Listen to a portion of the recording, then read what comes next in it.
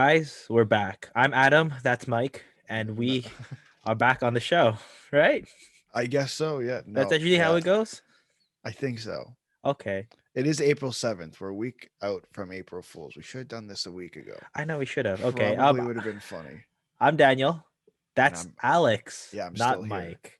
Yes, we are still here. What is Adam? Oh, and we're back there. So I just And added we're that one in back. there. Yeah, so we have a lot of topics to go through. A I lot. wasn't here last episode. It's like Adam and I have been missing each other the last few days. Yeah. It's always one or the other on the show, but I assure you, the three of us will be back together soon. I think on Sunday. Yeah, The a day lot of before stuff. the trade deadline. Yes, we may or may not begin recording at 12:30 p.m. and not stop until the next day at 5 p.m. Maybe. Yeah, Is that we'll when the see. deadline is? 5 p.m.? Yeah, three. Is it 3 or 5? It's one of them. We probably should check this, but you know, that's It's okay. okay. The, It's the okay. thing that's the thing. I remember like usually they'll be like it's 3 p.m. But then like for example, a trade breaks at like 2:59, and then we don't Yeah, hear about the full details until 5 p.m. So I know. I asked Adam this last on Sunday. What are you gonna do next Monday for the trade deadline? you know what?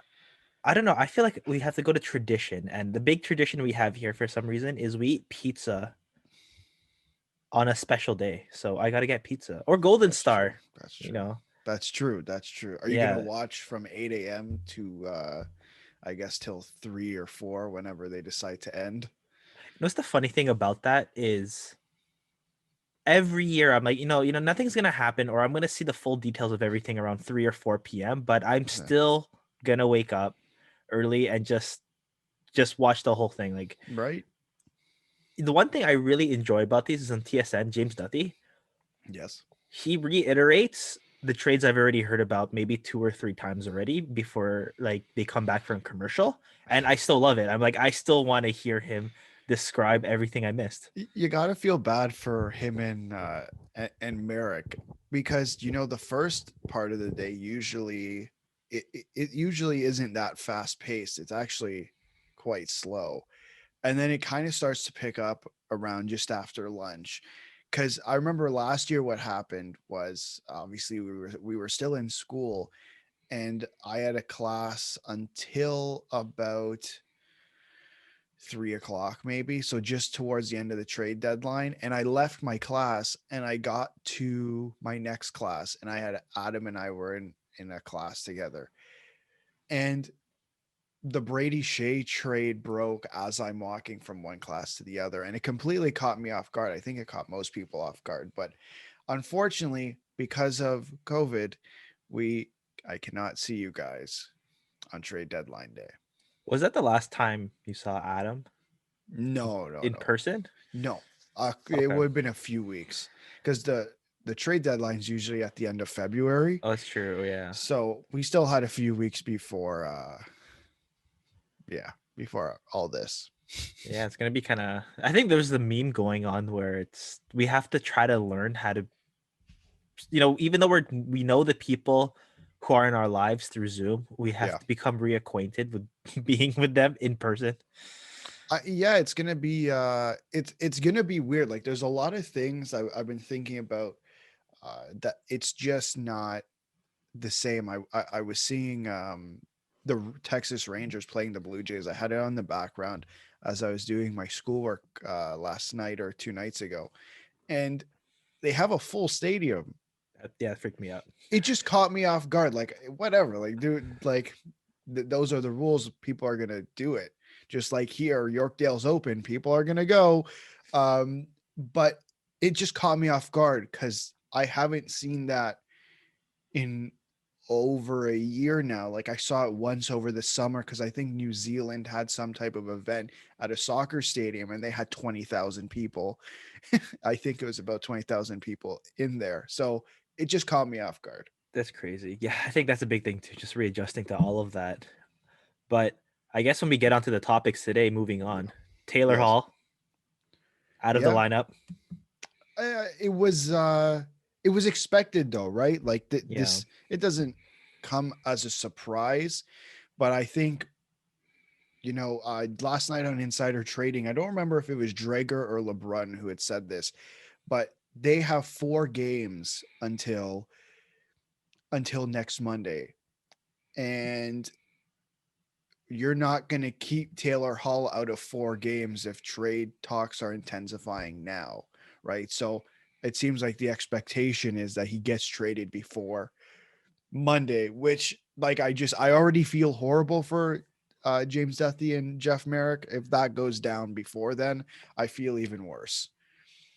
I was thinking of the positive, like we will have some great content to dissect on Sunday, That but is true. That too. yeah, we got to feel for the other guys too in the major media networks. But again, I think it's this. Yeah, what you said, it was expected to kind of happen. I think this is really the right move. One of very few right moves the Sabres have had this year is just kind of realize where they are and get something for Taylor Hall. But I guess like you want to talk about it now, or you want to talk about it later when you mentioned my own kind of trade, I guess, scenarios with things. Yeah.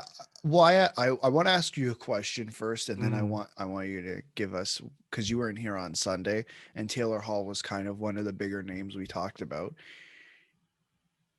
The rumor going around is that the asking price for Taylor Hall includes a first round pick. Is there a team who would actually give up a first round pick for Taylor Hall? Like, I know he was an MVP, he's a former first overall pick, but he has 2 goals. Yes, he has 19 points, but he has 2 goals this year.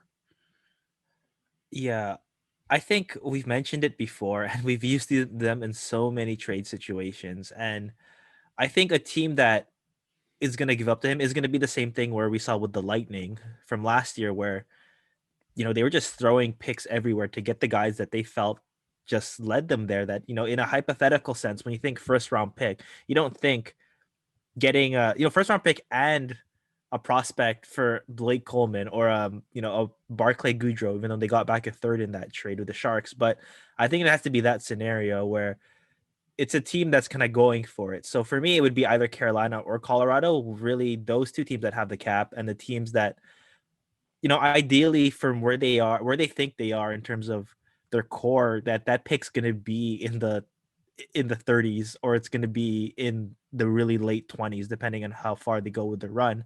Right. And I think they've drafted pretty well. They have a lot of young guys that not exactly the top tier guys they're going to give up, but someone that you could add with that pick. So it's interesting. I think also with Colorado, they just keep hitting on all their draft picks. They could afford to give up this year's. They probably could. I don't know. I don't know if there's the justification to give up uh, a first round pick for Taylor Hall. And I know it's Buffalo, and we'll get to Eric Stahl later because he actually had quite a first quite a Yeah. first game for Montreal. But what, since you weren't here last episode, what was your trade prediction for Taylor Hall?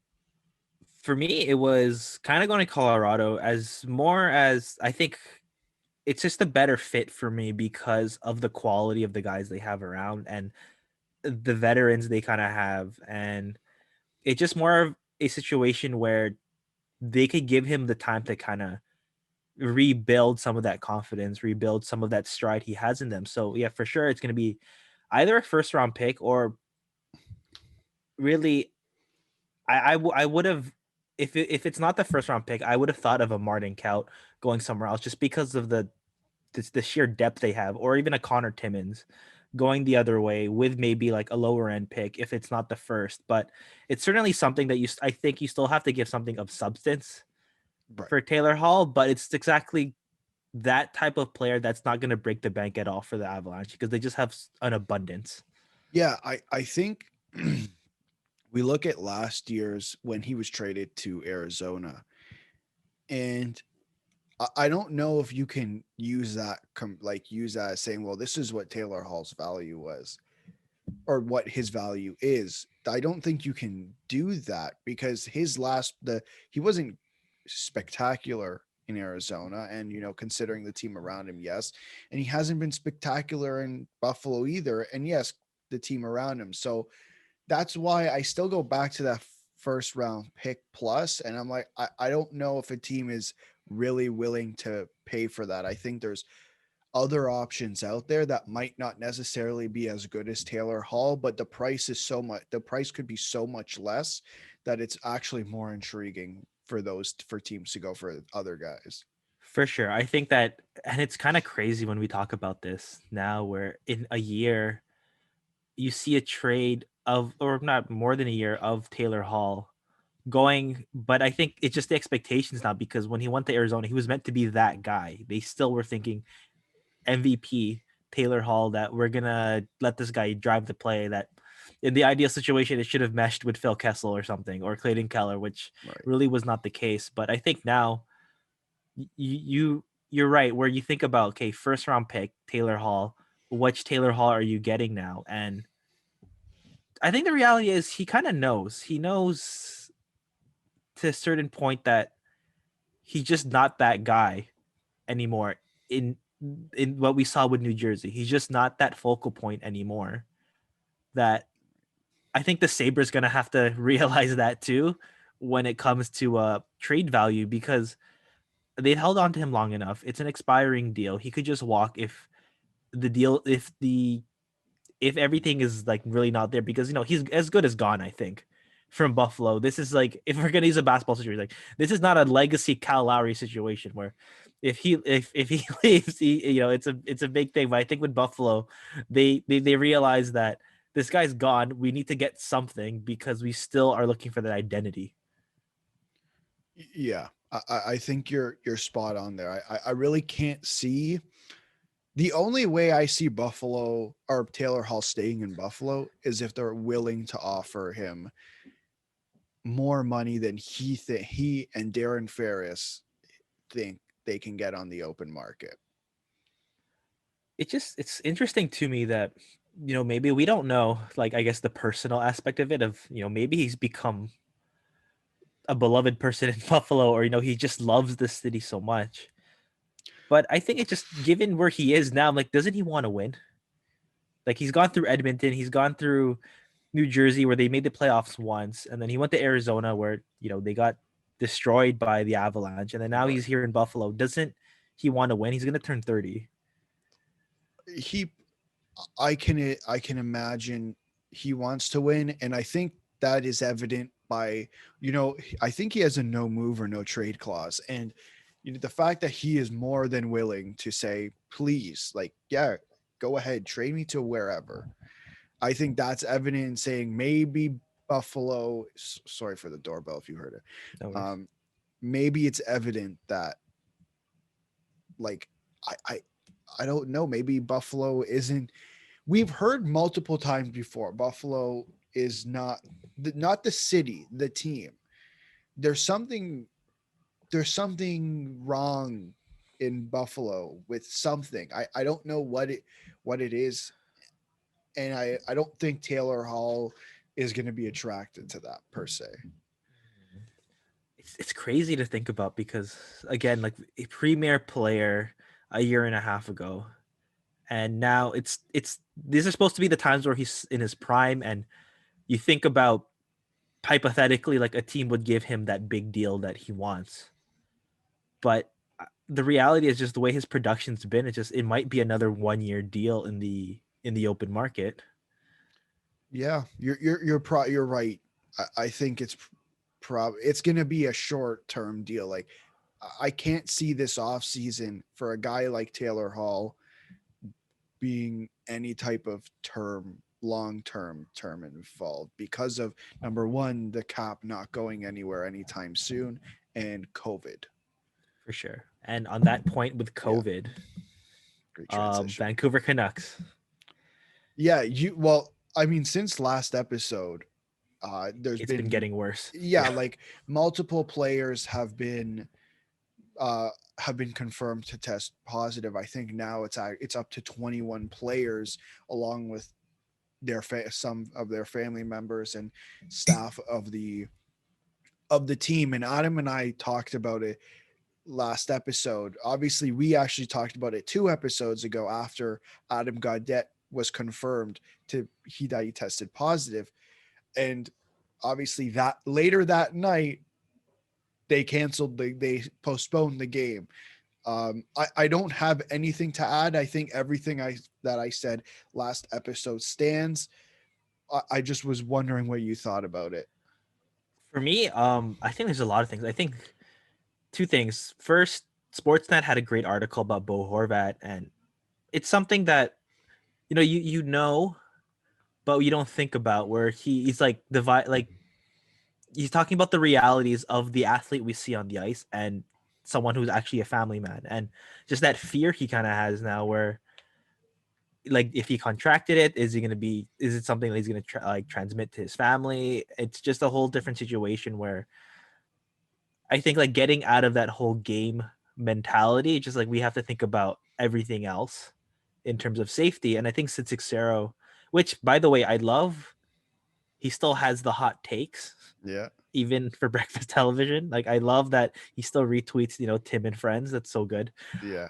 But he had an interesting tweet as well where he said, this is more than hockey. Like even if the Vancouver Canucks don't play another game for the whole year, that what's necessary has to happen. And it is just a scary situation, especially that they've mentioned already that it's the Brazilian variant, that it's a lot worse, and players are just ill. And for me, it's scary because I think a big thing is, and it's been all changed in the last year, where the whole thing where if young people contract it, then I don't know, like maybe their immune system will be stronger. But I think about pro athletes where these guys are meant to be in like the best shape of their lives. And they're Literally. the ones, yeah, literally. And they are the ones that have reported that they're feeling ill and they're just lethargic and they can't do anything. And it's just, again, like if you didn't take it seriously before, then this is a big wake up call as well. Yeah, and I was talking about with someone, talking about this whole situation with someone as well, and it's not even just NHL players, right? Like I've been reading a couple. I've read a couple articles about UFC fighters who had battles with COVID, and it was just there was one guy who kept getting booked, but he kept having to pull out of fights because he was still feeling the effects of COVID. And like this isn't over a span of week, like this was over a span of a couple 2 to 3 months. It felt like, and like yeah, it should be a wake up call. I hope it is a. I mean, for me, like I've been stuck in this house for over a year. Like yeah, in the summer, I think as the restrictions loosen, I was seeing a group of people, but it's not like I was kind of going anywhere spectacular. I was going to a restaurant and literally we sat outside every single time, right? There was a good portion where we could have sat inside, but we said number one, it was nice outside. Number two, safety. Well, other Mhm. way around, but it should be a wake up call. And there's all this stuff about the vaccines, and I was reading an article yesterday. The entire TFC, all of TFC already got vaccinated. Not here. Like they're not No, playing yeah. here. They're playing in Florida. I believe somewhere in Florida. I don't remember exactly where, but that's where they got vaccinated because they have the vaccines there. And I mean, I have my issues. I'm quite clear on them, but like that's a separate conversation. Like we're so close, but it feels like we are so far. I completely agree. And on that point about TFC, I remember people joked about it, but it kind of hit me that Yeah. so there's two Canadians on the Oklahoma City Thunder, Lugens Dort and Shea Gilgeous-Alexander, Yeah. and they were vaccinated last week. And people were saying, "Oh, so you have to play in the NBA as a Canadian to get vaccinated." That like this is the only way, or the Raptors, where they're probably gonna all get it now. Like I don't know if they already got it, but again, it's a bit It, complicated. It's a bit frustrating, I think. it's frustrating because we're like here it feels like we're patting ourselves on the back that we got to 100,000 vaccines a day in Ontario, which is like 0.8% of the population a day. And like in the US, I know it's the bigger country, but they're vaccinating like almost double in terms of percentage of population a day. Yeah. That's where it's frustrating for me. And it's just like, come on.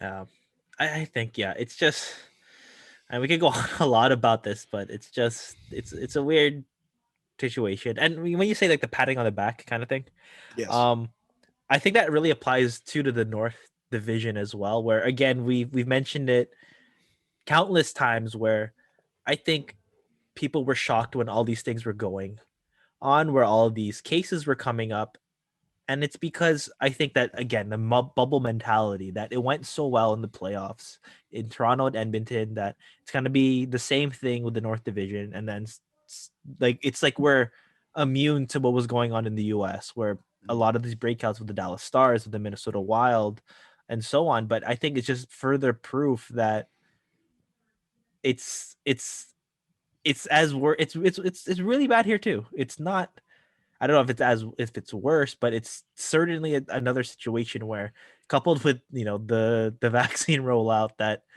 it just makes it even more complicated. Right. Like, yeah. It and I think I brought this up on the podcast before.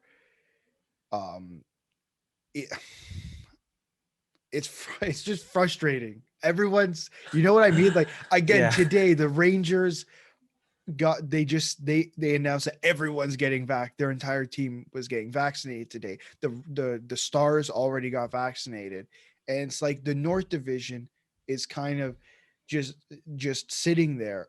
And I really do believe that the North Division. I don't want to speak on the other divisions because I don't. I couldn't tell you, but it feels like there was a buy-in to this system because from day one, for whatever reason, the federal government was kind of playing hardball with professional sports and saying you have to have these strict rules. And I feel like the players bought into that. And I don't want to speculate.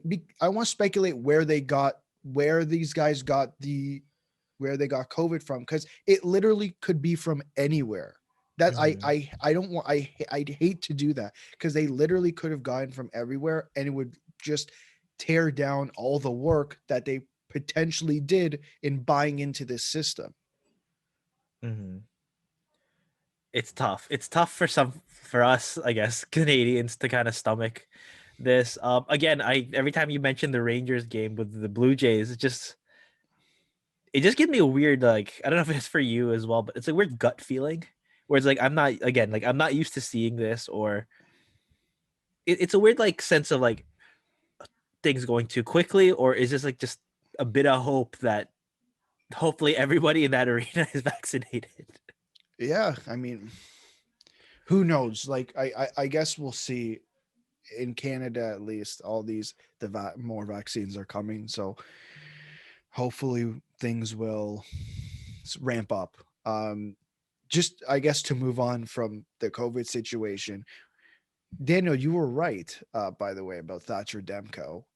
Oh. He did take the longer term deal. It wasn't 8 years, but it was longer than a bridge deal. He signed a 5-year deal at 5 million, with a $5 million cap hit. What do you think of that deal? Wow. I mean, given where the Canucks are, Yeah. um, because of him and how he's been lights out, he gave them a very team friendly deal. Right. That this is a guy that he has shown that he can be a number one. He has bailed them out more than once in 2 seasons, literally from the bubble to now, and he got $5 million over 5 years. Like that type of security is something that, again, like, and we don't say that a lot, but congrats to Jim Benning. But wow, Yeah. that could have been a Wow. lot worse. Yeah, yeah, like I'm surprised it got done now. I'm surprised it go into the off season. Maybe Thatcher Demko is saying, "Hey, here you go." here is five. Here's an extra 5 years of me at $5 million. I think one of the bigger things, and I brought it up. We didn't get into detail about it last episode, but Ian Clark, their goaltending coach, is up also at the end of the year, and I don't want to make this sound like Jacob Markstrom was nothing, like he's nothing without Ian Clark, but he's not great. Like he hasn't been great this year, and I think that's a multiple. There's multiple reasons for that, but I do think we've seen in the past how impactful goaltending coaches can be to goalies, and I think keeping Ian Clark along with keeping Thatcher Demko is going to be a really good combination. They just got to get that deal done too. Yeah, I completely agree that they found a sense of stability there now that for all the not chaos, but all of the inconsistency they had for everything kind of happening, that there's some semblance of hope for the future, hope that everything will fit in with what they have with their young core moving forward. That what he said too, like when they want to be competitive again, that like that stability will be there. That you're not gonna have like these situations where, and worst case scenario. And I'm not saying he's a horrible goalie, but he's not necessarily his Vesna winning form right now. But like going with Braden Holtby, which would have been a funny narrative in a way because of just the fact of the amount, the type of contracts Jim Benning gives to veterans Yeah, would have been weird. But I mean, like I think that Demko wanted to stay there. He wanted to be part of the solution. So I think the Canucks really got lucky with this one. they have something there. I said it last episode. Don't like don't downplay the young guys, even the some of the older guys they have in that locker room. I know they're having a bad season. I just think that's more because of what's surrounding them and losing key pieces that they should have kept. Just the cap restricted that, right? Like Pedersen, Hughes, Besser, Bo Horvat, JT Miller, Thatcher Demko, now Niels Hoglander. They still have guys who have yet to play in the NHL yet, but are projected to be. Like this is a team that will will eventually do damage if managed correctly. They just, yeah, they just, I mean, it's funny. This is a high ceiling, but this is also a cautionary tale. They could be the 2010 Blackhawks, but just manage the contracts better. Yes. Yes. I, Yeah. I agree. Like the way they handle the Pedersen and Hughes contracts this summer will, like, they are very, it's going to be very important. Like length, money, like length and dollar value are going to be extremely important because the next couple of years, like the next couple of years past this season, they still have deals to figure out. Besser, Horvat, Miller, Adam Gaudette is also RFA this summer, right? Like over the next 3 years, they're gonna have some contracts to deal with. It's not gonna be Mm, fun. yeah. I think that's just going to be another like phase two of how we're going to deal with a lot of these things. Yeah, that is true. Moving from I guess one goaltender and Thatcher Demko to another, and Elvis Merzlikins. I think I Yes. said that right. Um, One of the uh, best names in the league. yes.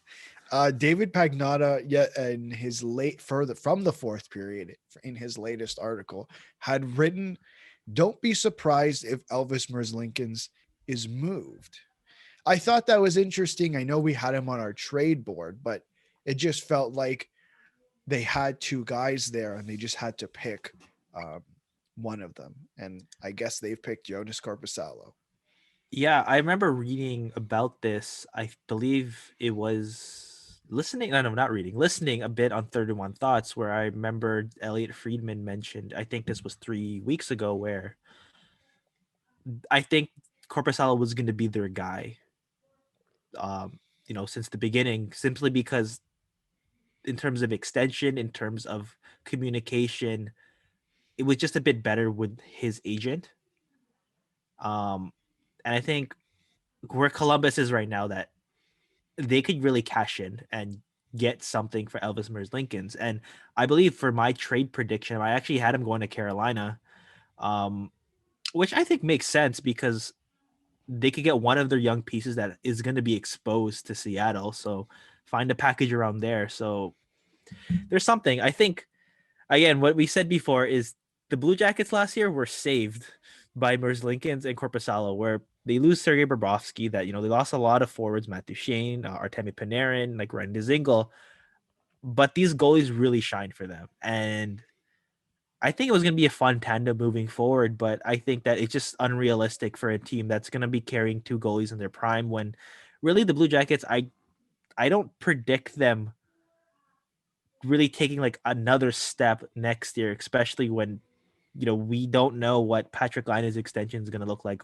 or if he if there's an extends. extension, or really like if there's a commitment for him staying in Columbus. Is John Tortorella going to be there long term? You got to think about paying. Okay, we're back. Technical issues, doesn't matter. Daniel, continue what you were saying about Columbus there. Yeah, for sure. I think that when you think about a Patrick Laine not really wanting to commit there, that whether or not you're going to go with a John Tortorella again long term, and the fact that you still have to pay Seth Jones, Right. what what is this team like? Does Jarkko Kekalainen still believe that there is a system in place that he could go only so far with it, or is this a team where you're gonna have to realize that it's not working? We need a full rebuild. Yeah, it's an interesting question. Uh Daniel, you still here? Oh, no. Okay, pausing it. Okay, we had technical issues twice. Again, we're fine. It's okay. Daniel, go back to what you were saying about Columbus.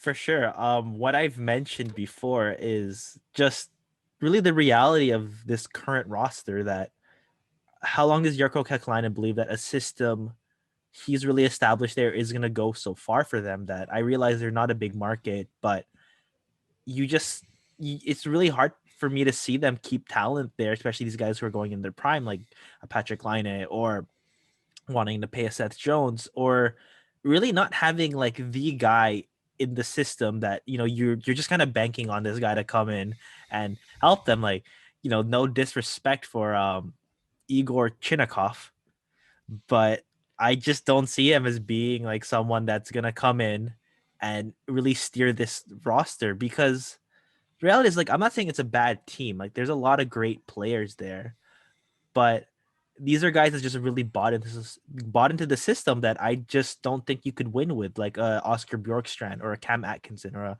David Savard, who may get traded according to our big board. But I think there's just not enough there, and I think Kekalainen has to kind of realize now that you can only go so far with a team. And when you have a star player like a Patrick Laine not really fitting into what you're trying to build there, it's tough. It's tough if you just take out that equation, because I think that they pivoted pretty well after Rick Nash, but I don't know. It's just hard for me to kind of think. And I know that we really trailed off from Elvis Mers Lincolns as the original thing, but I think he's just a representative of, you can't ride a quality tandem like this with a team which doesn't really have like a legitimate understanding of what their direction really is. Yeah, they're in a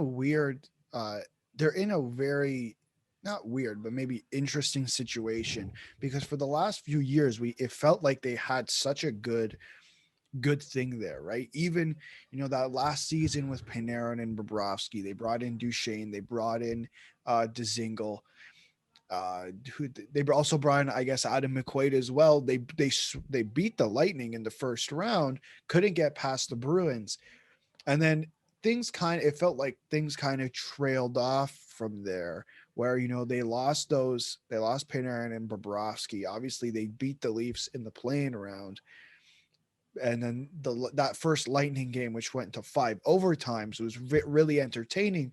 But I think you're right. Like, what is this team? It felt like Jarmo Kekalainen in the summer tried transitioning, trying to say, okay, we need a little more skill and a little more scoring because right now what we have isn't getting us far.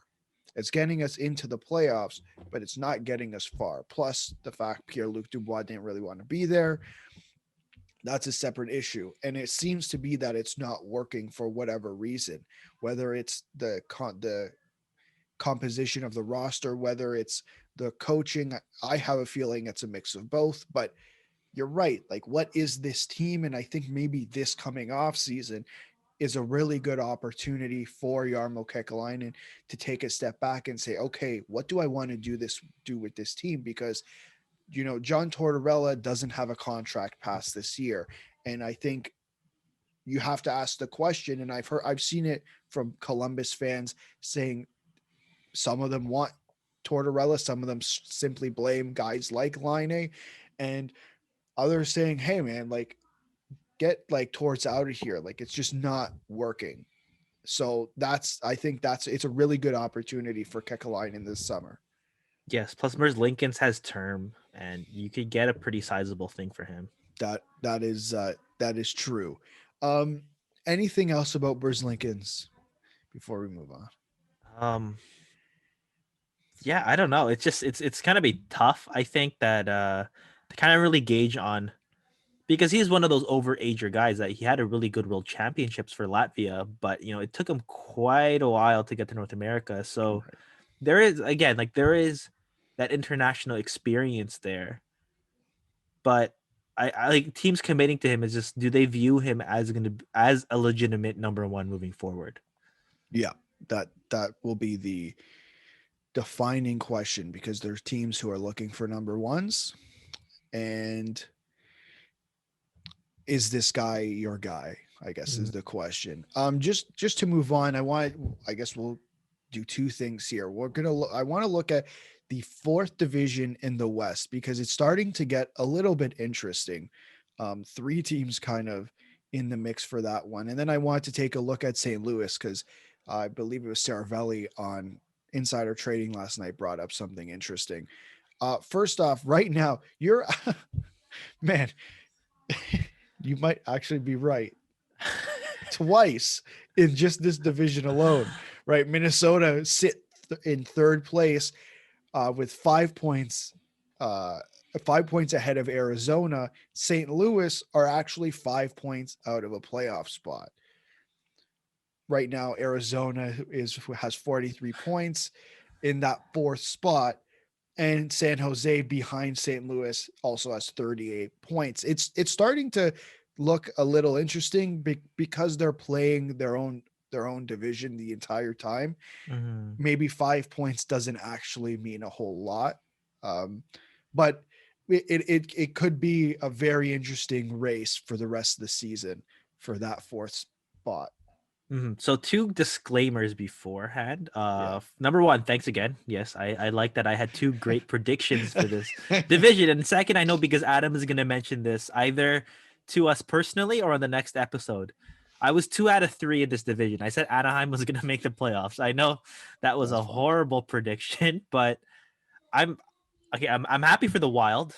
I'm happy that they're surging. I love that I get to cover them this year and just really have a more I guess critical lens on what's going on within the organization. But I guess yeah, too for St. Louis, like you kind of have to feel for them where, and as what we mentioned before, where there's that cloud of the championship, that championship run that you have the established core and you're gonna just try to run it back and it just hasn't really been there. That and I'm not saying that this is indicative of what's been going on, but those Jordan Bimington outbursts that have have I think represented more of this season than I thought they would be.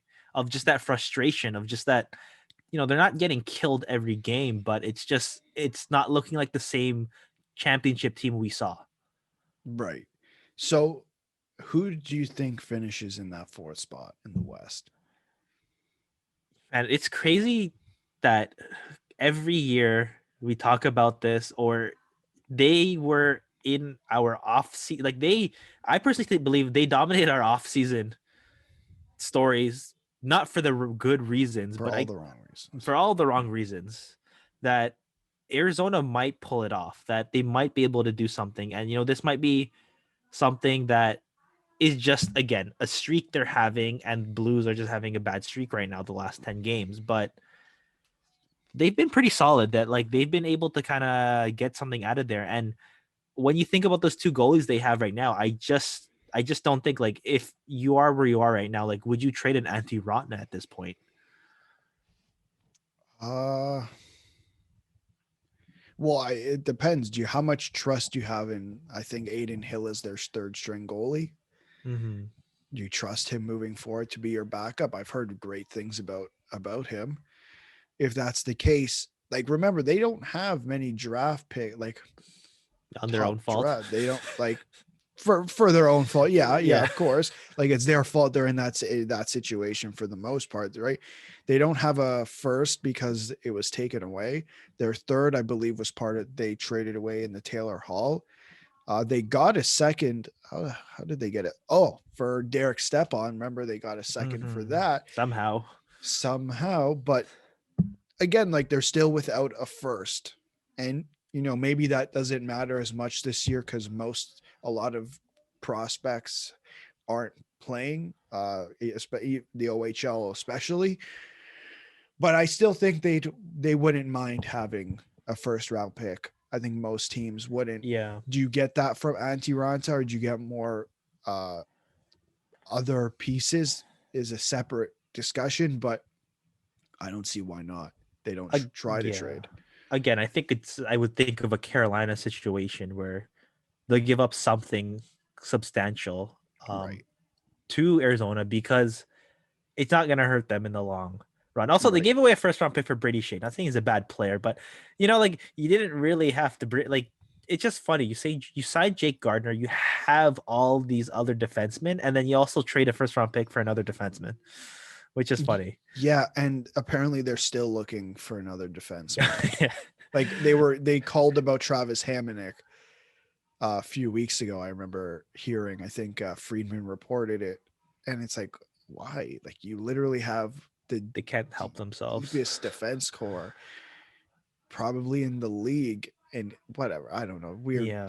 Weird situation. But I guess sticking with the West, last night the Blues. They said on Insider Trading that the Blues would be willing to move UFAs. Um, the two that LeBron pointed out was Hoffman and Bozak. Mm-hmm. And let's remember that Doug Armstrong is not afraid to trade his UFAs, even if they're slightly out of a playoff spot, right? Kevin Shattenkirk, he traded to Washington. Paul Stastny, he traded to Winnipeg. So he's not afraid to do that. What do you think is the right move for the Blues? Is this the way to go? Um, to be honest, I think so. I think trading away your UFAs for now and getting some assets back would actually be helpful for them, because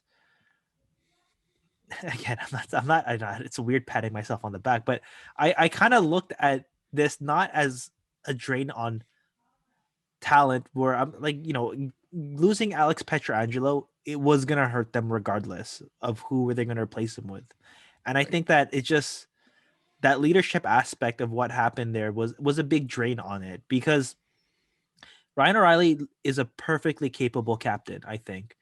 But to really lose a guy who was like a cornerstone guy, where he was your voice in the locker room, where he was someone that has been through, some pretty bad years in St. Louis and was there when they won it all. And to kind of lose him in like really an odd situation there, and just adding these other guys where I think, listen, you got what you got for them, but like Torrey Krug is still going to be a great player, but he's not Alex Pietrangelo. Or if you're looking back on the other lines, like, Justin Falk, was he really worth that price? Was he really worth getting, trading a Joel Edmondson and Dominic Bach for him? Was he someone that you could see yourself committing to long term, which they did commit to long term? And again, with the scoring as well, where it's just been a bit lethargic there, where when you keep these guys, are you just going to go for the immediate run, or are you going to be you're gonna try to go and try to see where things go, because I know that the Tarasenko talk, where it's that whole thing where he's gonna come back and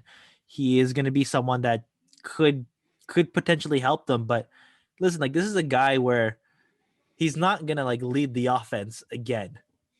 Not for now, because of how long he's missed, of how long he's been dealing with these injuries, where the Blues are just not in they're not in a good situation to think about like going for it. And Jordan Bamington, like, again, like, I feel like my confidence has like gradually just kind of slides for him despite the extension he was given. I'm all on board with trading your UFAs if you don't think you have a chance to make the playoffs. Because like I think we've seen from this roster, yes, I know they're missing Alex Pietrangelo, but we've seen from this roster that they came from the bottom. Um, they've been through adversity. So and it's the playoffs. Who know, like, literally, we have no idea what could happen. Last season, we Mm-hmm. literally saw Thatcher Demko just kind of not we knew he had the ability, but it kind of took form in the bubble.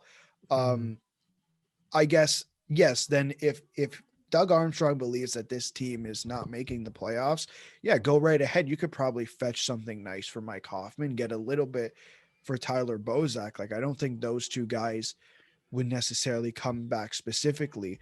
One guy who's a UFA who they didn't bring up last night, and I was wondering if maybe they're considering keeping him, is Jaden Schwartz. And I know he does have a modified no trade clause, but at least exploring that option, what would you do? Yeah, I it's really weird because I like the player himself, but the fact that he has a modified no trade clause, and he has that injury history, it's certainly something that I think teams are going to think about, because like, the Blues they're in a bind where they could kind of keep a guy and kind of expect him to still be like a solid cog for them, but at the same time, it's a reality too. Just, is it time to kind of let go of him? He's going to be 29. He's 29, I believe now, right? And it was an injury after another injury, where it's someone where I wouldn't feel comfortable always being in the top six at this point, at least. Well, they also have some guys they do have to hand out some money to, and there's probably a couple guys here are going to get some raises. And Zach Sanford, Robert Thomas, Jordan Cairo, Ivan Barbashev, and Vince Dunn. Those are four RFAs right there that do have to get new contracts this off season, and they have $18 million in cap space. Plus, are you really going to continue with Ville Husso as your backup next year? Yeah, I would, if you're a competitive team or you want to be, I'd say no. it's it's like, yeah, it's just there again. They're in a bind. I think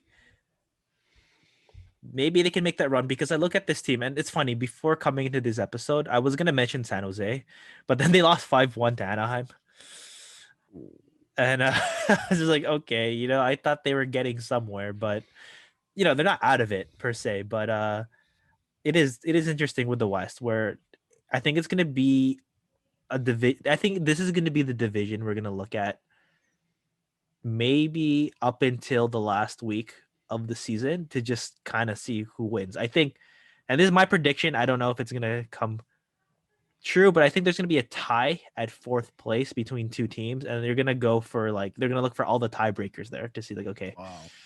maybe I it's goals for, maybe, I gonna don't know, remember. We're gonna remember that because for it's the just end so close. for the end of the season. Yeah, yeah, you're 100% right there. Just before we move on to the Leafs and Habs games tonight, just two quick things we want to get through here.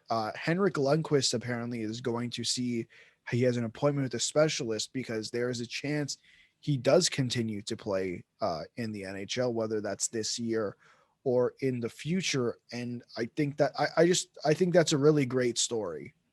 Um, like one of the most beloved guys in the league who hasn't won a cup. And imagine he comes back this year and helps out the Washington Capitals to a Stanley Cup. What a story that would Mm, be.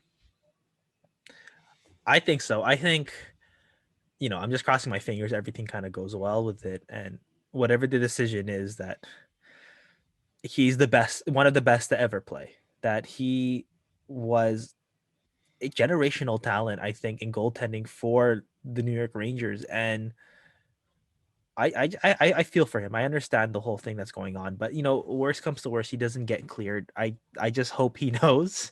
I think, because we know. I just hope he knows that he was one of the best to play. That there's the legacy there, regardless of whether or not he has a cup. It just, health comes first right now. Yeah, 100%. And another guy, and this one's a little unfortunate. Former NHL defenseman Alexei Emelin, now playing for Avangard Omsk in the KHL, is scheduled to undergo a liver transplant after being diagnosed with acute liver failure on Tuesday, and he's been transferred to the Skilovsky Research Institute in Moscow, where he's in intensive care. So obviously, well wishes to him and to his Mm-hmm. family, and we hope everything goes perfect. We wish him the best, because we like, this is a tough situation too, and It we is. just, honestly, yeah, just best wishes and prayers out to go out to him and his family. Yeah, for sure. So let's go to the Leafs and Hab games tonight. What do you want to do first? Do you want to preview the Leafs and Habs game tonight, or you want to talk about stuff that's happened in the last 2 or 3 days? Before we go on, Okay. we'll talk about the 2-3 days first. Okay. But before we go on, it's just weird that we're doing a preview of the Habs and Leafs without Adam. I know. Yeah. I know. That's fine. It's It's okay. okay. We'll be unbiased. I just added to my Twitter bio. I put hashtag Leafs forever, but I try to be unbiased. So that's what we're gonna try to Yeah. do on day one. Why don't we start with the Canadians? All right. So his first game against with the Canadians against the Edmonton Oilers, the Montreal Canadian Eric Stahl, sorry, got the overtime winner for a comeback win. They were down 2-0, and they beat Edmonton. Ha ha ha. Sorry, I'm unbiased, but either way, a great start to Eric Stahl's career as a Montreal Canadian. What did you think about that, Daniel? It's pretty funny, because since it was after the NBA trade deadline, it's just a similar story I thought of, where people are saying, "Oh, Blake Griffin, when he was bought out by the Pistons and he went to the Nets, it's like, oh, they're not a super team. That Blake Griffin's past his prime, too many injuries. He just, the way he plays anymore is like, it's too safe now. He doesn't go for the dunks anymore because of the injuries to his legs. And then he's like grabbing like alley oops, going for dunks against the Nets, like for the Nets in his debut. And it just reminded me of Eric Staal's, like he lost it. He can't score anymore. And then he scores like the biggest goal in his debut. Yeah, and I think it's he didn't have a great start to his career and to his time in Buffalo. And as soon as he comes to Montreal, it's just boom, boom, boom, and goal, which It's should the tell you a lot about what's going on in Buffalo. it's the Buffalo effect, I'm telling you. Oh, there's probably loads of the Buffalo effect on every single player. Every single player there. Another thing out of that game, I was watching the game with Adam, and it was so funny because he's been criticized, and I have as well. I don't think you should do this anyways. That the line matching in OT, and it actually worked with Yeah. Philip Deneau this time. So I guess that's a listen. I'm still on board with try not to line match in Yeah. OT. That is probably not the greatest move, I but think, you yeah. did it. And it worked. Yeah, I think it's a good sign too, where we've mentioned so many times of the progression of this iteration of a Phil Deneau, where there were the struggles here and there, but he's showing up. He's finally showing that there's that value. Now, again, I don't think this is going to affect yet the extension they're thinking about with him, if there's going to be an extension. But again, like it worked. Just keep at it. And I think it's just another sign too of what they've been able to kind of fix in the Dominic Ducharme era, that when it comes to these line matching, that he's not afraid to kind of try these things, that these things can work in the right situations. Sorry. Just as there was a little bit of breaking news. With Right? the Canadians actually. Oh, Uh, so last night, I guess last night Gallagher, or a couple nights ago, Gallagher got injured right hand. Um, it was his thumb. It was fractured thumb. I got to make sure it's right because it was not broken. I was made very well aware that it was not broken. They just placed him on LTIR, and he is expected to miss at least 6 weeks. And that will probably be the rest of the season. Pretty much, for the most part, it should be the rest of the season. And I guess he might come back for that back half, that really last week of the season, if the Canadian division does end up getting extended like they've been talking about. mm-hmm. Along with Brendan Gallagher, Gary Price did not travel to Toronto with the team. How big of an impact do you think losing those two guys are? And right now, Carey Price is short term, it seems like, but with Gallagher, it is I, longer. I think it's huge. I think they had this momentum going, that a lot of the things we've talked about, what we're going to talk about, is that they've been able to kind of fix these mistakes. They've been able to kind of you know stop what stop this downward trend of what was going on with this team, where I'm not saying that they're gonna miss the playoffs, but there's definitely like that huge downward trend after that hot start. And I think they were finally getting back to that model of consistency there, but to miss two of those key guys down the stretch is going to be a bit tough for them. I think I still believe in Jake Allen. I still strongly believe in Montreal's depth that they've built. But listen, like these are going to be crucial games down the stretch. I think Carey Price, it's going to be short term, which is fine, but I think they're going to need both those goalies to be there. And to lose Brendan Gallagher, like that, like it doesn't like just sap out the offense from there, but for me, it saps out the energy of having this character guy in the lineup that just really balances everything. Yeah, that I 100% agree with that. I think it does. Maybe not all of it, but most of a lot of the energy in that room.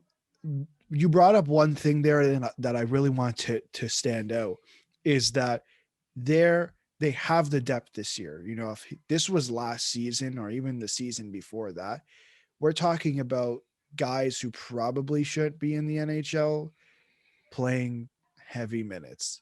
But this Mm-hmm. year, I think, Michael Frolik has played like one or two games. On the majority of NHL teams, he's probably in the roster. So I think that alone says how much depth they have. Um, I just got sent this tweet By anonymous source. by anonymous source. Yeah.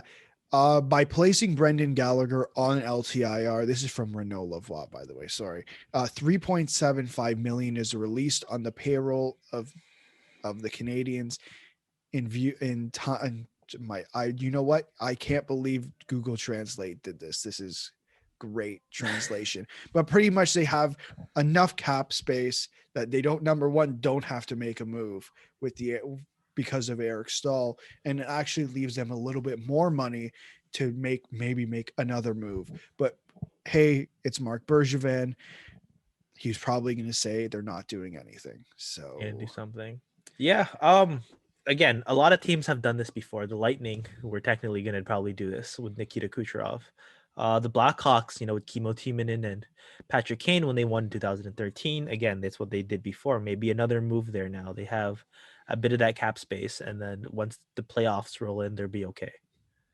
yeah, that is precisely what is going to happen. And I mean, I'd imagine they most people would rather have Gallagher than spending Yeah.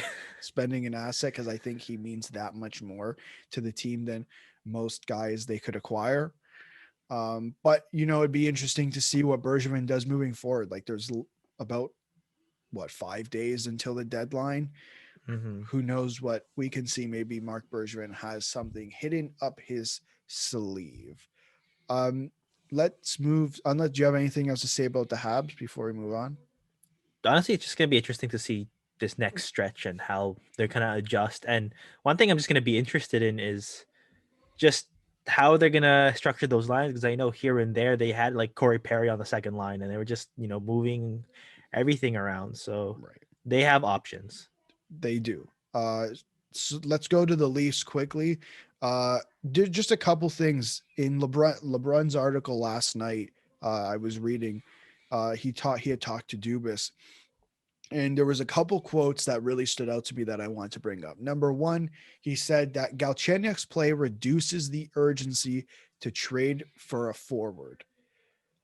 I am slowly starting to get on board with that idea, because I think the Leafs should go out and acquire a depth defenseman before they try to bring in another forward. Mhm. What I I don't know how much you've watched of the Leafs and Galchenyuk specifically. He's been I good. Yeah. yeah, he's been good. It's a different Alex Galchenyuk than I think a lot of people have been used to. Do you think it's right for them not to go for another forward? Like what do you think the priority should be for the team? Honestly, I think it just you explore both options and you see what the best price is and Right. how much can be retained on the other end. Because I don't think that, and I probably call this is just brushing off the speculation, but I really think he's looking at every options given to him. Probably. Yeah, that would Because be the yeah, smart thing, right? because I think that he could. There's so many depth forwards that are out there that they won't.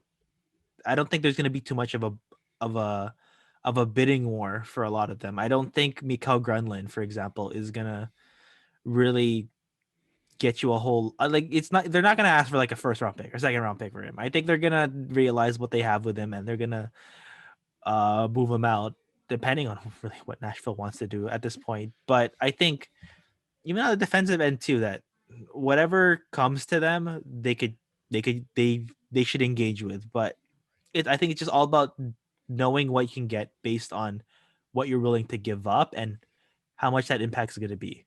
Because I think Galchenyuk, I think the biggest difference now is, and again, like it's surprising that it's really worked out for Toronto, because I thought it was going to work out in Pittsburgh, because you have a Malkin, you have a Crosby, where I think it was going to be like the Phil Kessel kind of thing, where it just these guys are already in place. Our core is here. We have our Jake Gensel, we have our Brian Russ. Just focus on you and play your game. Right. And it didn't work out, and then he goes to Minnesota as a bit of a just a really a throw in for Jason Zucker, and then he goes to Ottawa, and that's not a situation where like a guy who's not necessarily like a old veteran kind of thing, but he's been around for quite a while, that you don't kind of go there and try to rebuild your game, especially when they have an understanding of like what they want to do moving forward in terms of a rebuild. But I think with Toronto, it just worked because again of like the amount of leadership and veterans they have on that team,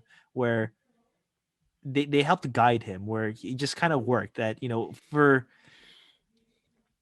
again like for the reclamation projects, for what didn't work with Jimmy VC has worked with Alex Galchenyuk, and Right. they've just been really they've been really really lucky with that. For sure. Yeah, I agree with that. Another thing in the article that was brought up is it was goaltending. And it felt like, and it seemed like the expectation moving forward is still to have Anderson, Campbell, and Hutchinson moving forward for at least for the rest of the season. So I think this could really be a good sign for Freddie's health. Maybe looking at the back half of what's left of the season and the playoffs. Do I think Keith either said this morning or yesterday that there's not really a concern that he's not going to finish the season. So this idea that they're going to go out and get a goaltender, maybe that could be pushed aside. But again, it is the Toronto Maple Leafs. It is Kyle Dubas, as I guess we can call him a you know a product of Lou Lamoriello, and he's been quite open recently. But this maybe is just a sign of him going back to saying no more honesty. He's just waiting to give us content Sunday night, Monday morning. I So really hope yeah, so. thanks, Kyle. I really really hope so. Just a couple things from their last game, and I did want to touch on Calgary for a little bit as well. The power play curse has been lifted. I brought it up last episode. It wasn't the greatest goal, and I think Adam was No. right. Like Adam said, all they need is just a goal to go in. It could be the worst goal possible, and it wasn't a great goal, No. but it worked, Yeah. right? Yeah, So just get what you can. Find the exactly. bounces. It's all about progress, not perfection. Yeah. Uh, before we move on to looking at tonight's game, what is going on in Calgary? Because it feels like ever since they got Daryl Sutter, they had a good first few games, and it feels like they're doing worse under Daryl Sutter than they were under Jeff Ward. Like they're 5-9-2 for they're under Daryl Sutter, and they were like 11-11-2 under Jeff Ward. Yeah, I think there's an initial spunk that you get with the Daryl Sutter, Right. where that he knows how to energize his guys. He's no nonsense guy. He knows what the expectations are. But I think it's more of just what the core is he's given there. And I'm not saying these guys are bad players. It's just I just don't think that what they have there is is like a core that you're gonna win with. Like I don't trust a Sean Monahan or a Johnny Gaudreau being your guy, like being the guys on teams. Like I think they're fantastic players, but I just again, if I'm going to use Phil Kessel as an example, I see Johnny Gaudreau more as a Phil Kessel on a championship team. Same thing with Sean Monahan. I see him as a second line center. I don't see him as like your guy on the top line. And with Elias Lindholm, I see him as like, yeah, he could be on your top line, but he's gonna be on the left side. Like they've used him at center before, and it just hasn't worked.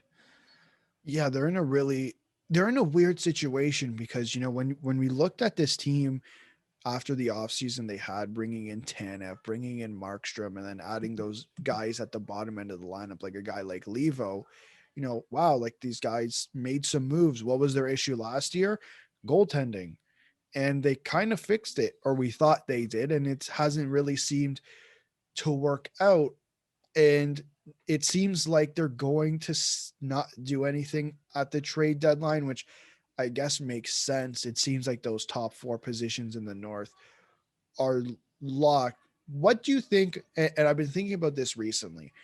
What do you think of Brad Treliving? Do you think he's on the hot seat at all? I think he is. I think that and Will Baldwin has mentioned this many times on the Yeah. show, where there's just been so many things that have transpired with Bill Peters, Akeem Alou, with the team underperforming. With I remember when he was kind of testing the market to just see like what would the interest be of a Sean Monahan or a Johnny Gaudreau, where there's just these situations now where he wants to look for change, but at the same time, like they have to be incremental. Like even when they brought back Daryl Sutter, that's an incremental thing because it's a known guy. You know what you're getting midway through the season when you decide to make this change. The Daryl Sutter signing, when I found out it was 3 years, I started to back off to the idea that Brad Treliving is on the hot seat.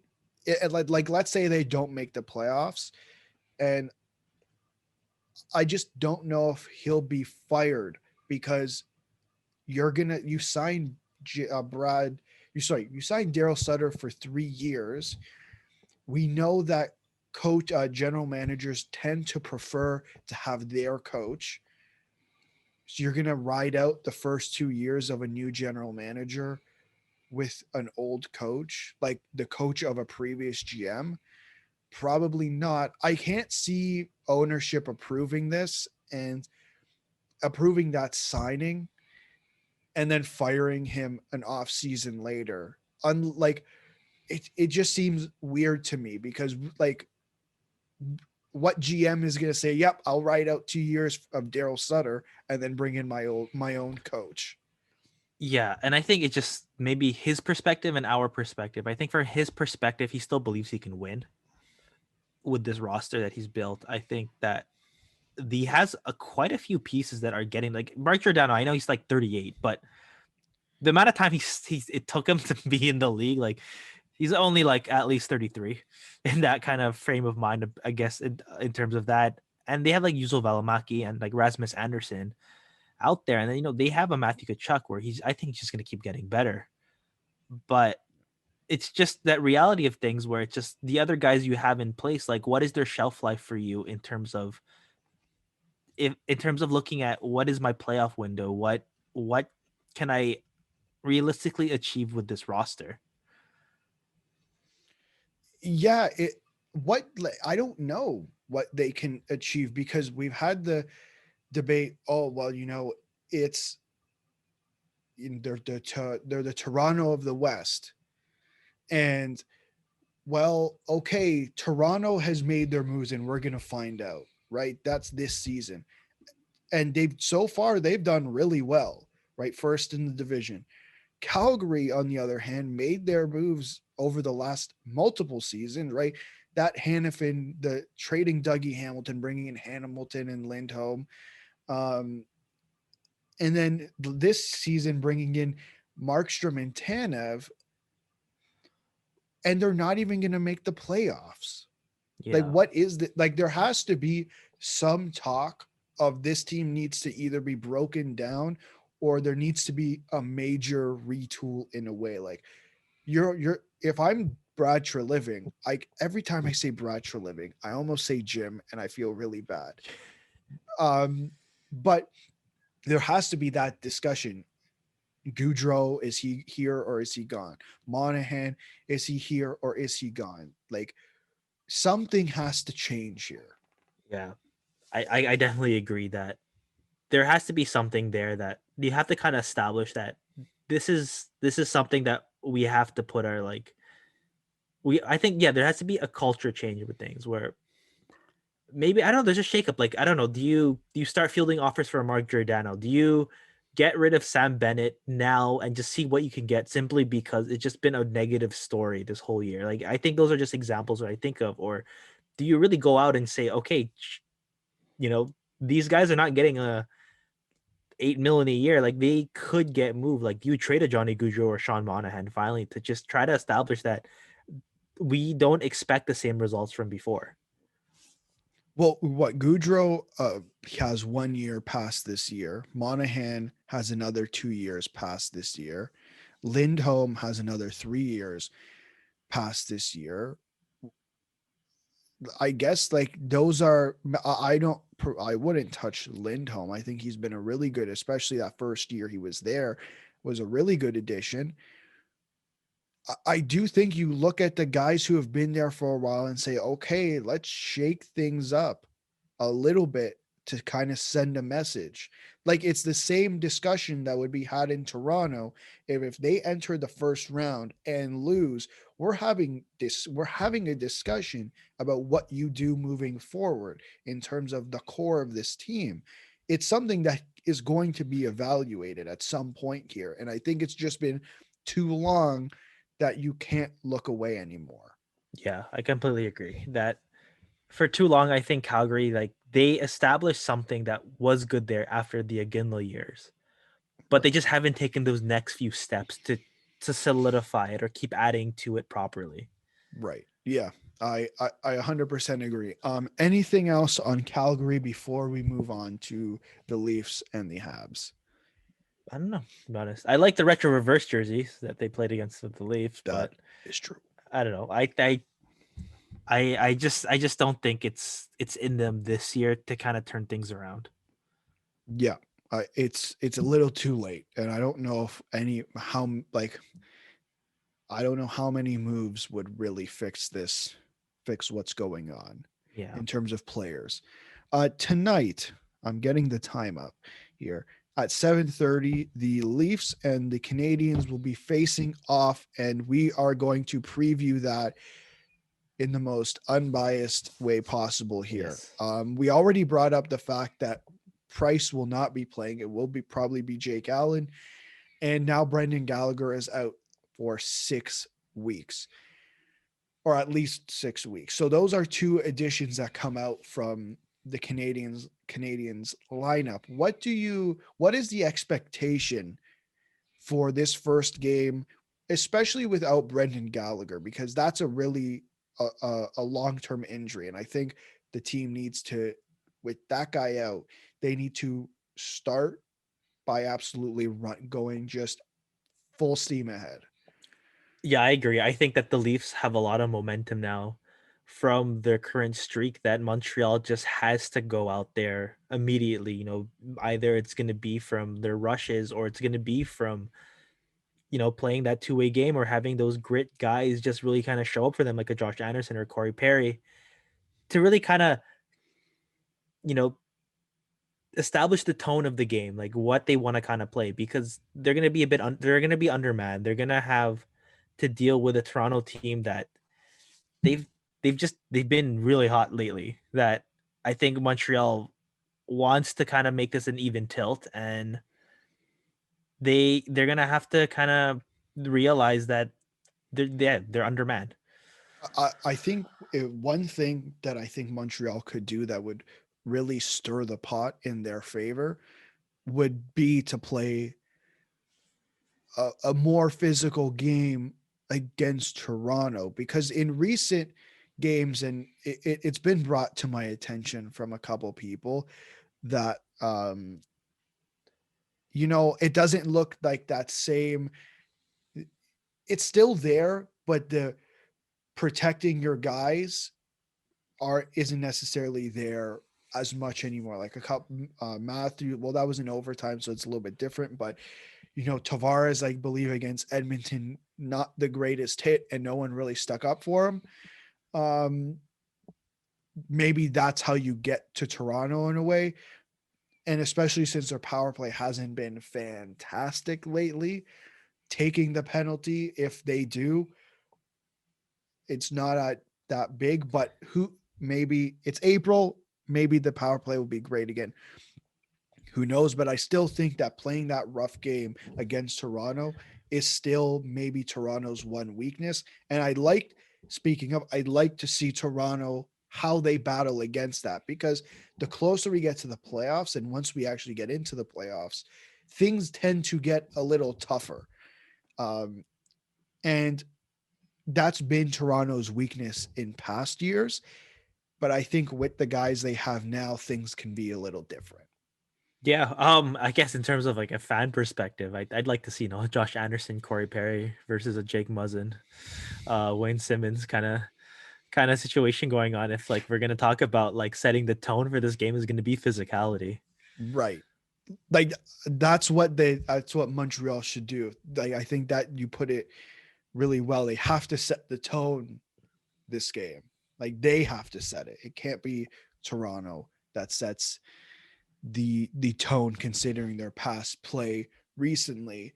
I guess shifting to Toronto quickly before we end the show, I think my expectation from that team is continuing the way they've played the last few games.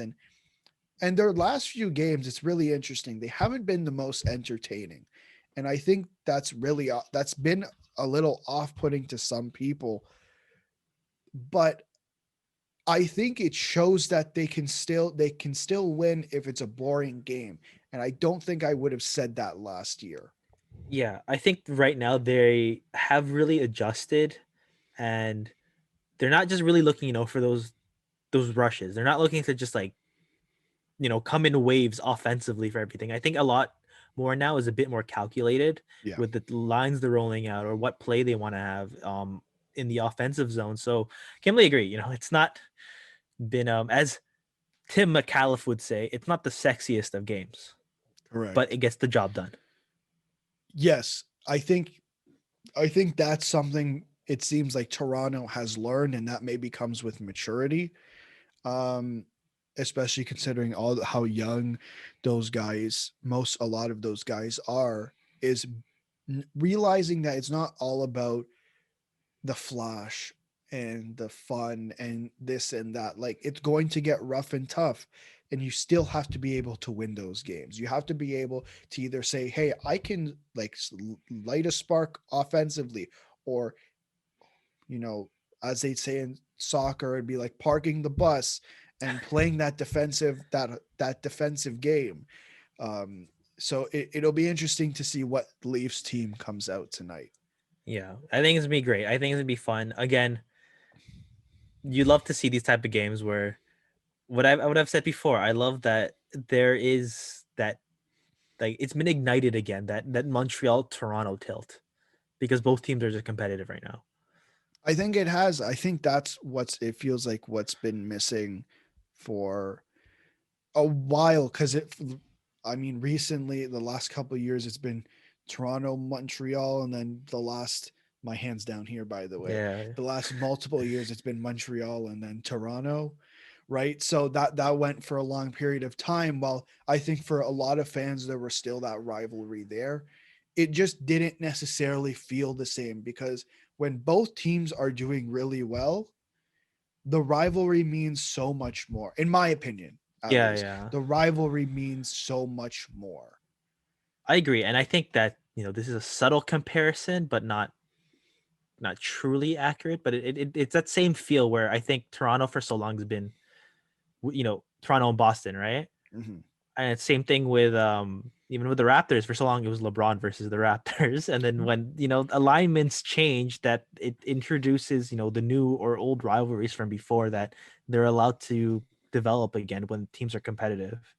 Yeah, I think the thing with the Toronto Boston one, it always felt to me like a one-way street. Yeah, It was just Toronto. And listen, if Toronto eventually beat Boston, or if it was Toronto beat Boston here, Boston beat Toronto here, and other way around, and it kind of went back and forth, we're having a different discussion.